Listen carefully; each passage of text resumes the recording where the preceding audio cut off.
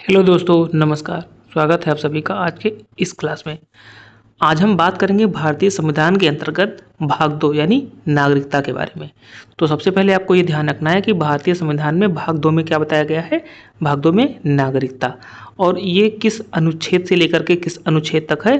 5 से लेकर के 11 तक। अनुच्छेद 5 से 11 किससे संबंधित है? नागरिकता से। तो हम इसके प्रत्येक अनुच्छेद को समझते हैं, उसमें क्या बताया गया है। तो अनुच्छेद 5 के अंतर्गत संविधान के प्रारंभ पर नागरिकता की बात कही गई है, यानी 26 जनवरी 1950 को कौन भारतीय नागरिक माना जाएगा, इसका प्रावधान इसमें किया गया है। यानी जब हमारा संविधान पूरी तरह से लागू हुआ था तो उस समय किन किन नागरिकों को भारतीय नागरिक माना जाएगा, इसके प्रावधान को लेकर के इसमें बात कही गई है। अनुच्छेद 6 क्या कहता है? तो अनुच्छेद 6 के अंतर्गत पाकिस्तान से भारत आए लोगों की नागरिकता के बारे में बताया गया है। यानी विभाजन के बाद पाकिस्तान से आए भारत कुछ व्यक्तियों को नागरिकता प्रदान करने का प्रावधान इसमें किया गया है।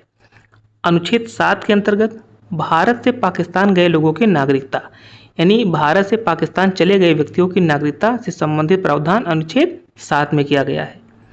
अनुच्छेद 8 के अंतर्गत विदेश में रहने वाले भारतीय मूल के लोगों की नागरिकता के बारे में बात की गई है। विदेश में रहने वाले भारतीय मूल के व्यक्तियों को कुछ शर्तों के साथ नागरिकता का अधिकार है। यानी विदेश में रहने वाले भारतीय मूल के लोगों की नागरिकता का संबंध किससे है? अनुच्छेद 8 के अंतर्गत। अनुच्छेद 9 में क्या बताया गया है? तो विदेशी नागरिकता ग्रहण करने पर क्या होगा? तो जिसने स्वेच्छा से किसी देश की नागरिकता ले ली है वो भारतीय नागरिक नहीं होगा। ये अनुच्छेद 9 के अंतर्गत बताया गया है।